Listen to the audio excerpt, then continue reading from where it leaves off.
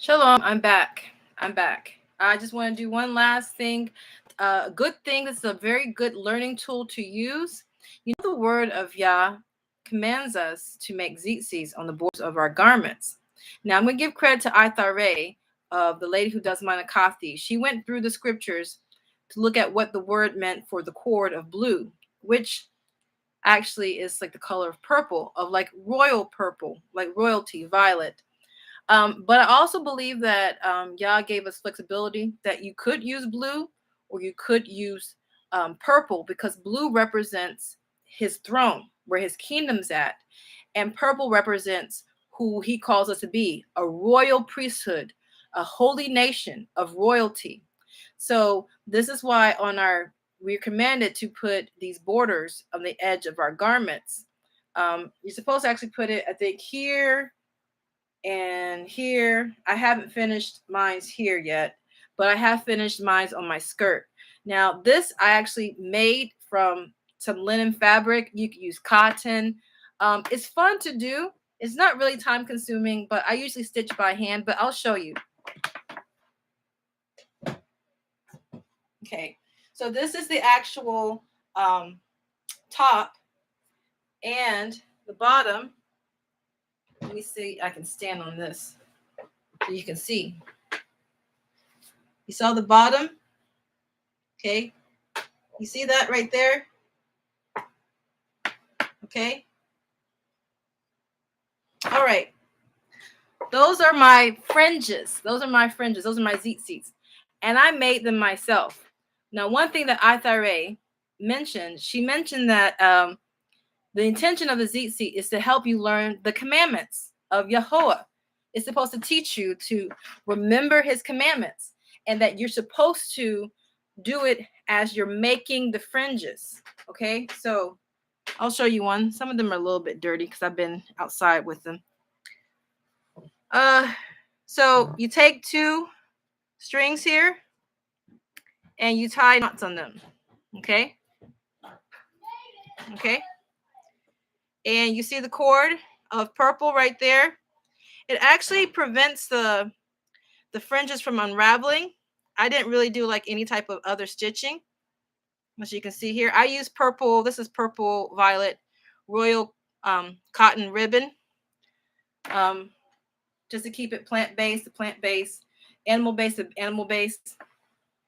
But what you do is that you do like, regular knot, and then you take both of them and you do this right here, and you say a commandment, because one of the cords represents Yahowah, okay? The other one represents you. So you are making covenant. You're reminding yourself that you're joining yourself to Yahowah. You're clinging to him. And so as you go around and you make these fringes, you say a commandment that joins you to him. So you can just say, as you're doing it, thou shalt not steal. Okay, you shall not commit adultery. You keep going. And it's a fun way that you can always go back. And let's say you've been reading the word and you're trying to remember some of the commandments. You can just go through and hold one and name a commandment. And then once you got that commandment, you go and you say the next commandment, remember to keep the Sabbath day holy, honor your father and your mother, so forth and so on. You just keep going. So as you're making these, and then also as you're reading scriptures, you can use these to see if you remember. If there's 100 fringes around here, is a good test to see, can you remember 100 commandments? Okay. That's the purpose of the fringes, is to help you remember the commandments so you can practice. So you're sitting down somewhere, you got fringes here, and you just start going, okay, what's that commandment I read? Oh, thou shalt love Yahowah, your Elohim, with all your heart, with all your soul, with all your might. Thou shalt love thy neighbor as thyself. If your brother, you take another one, if your brother has an ought against you, go back and make it right with your brethren. Love your enemies, pray for them who persecute you. So you just go through here and just keep repeating. So it's just so fun that Yahowah is so creative that he made a very creative way for us to remember his commandments as we're making clothes, because he knows that we need clothes, obviously. So to clothe our bodies, to clothe his temple. So I just wanted to share that. It's a really fun, creative way. And for the ladies and others, it's fun if you make it yourself.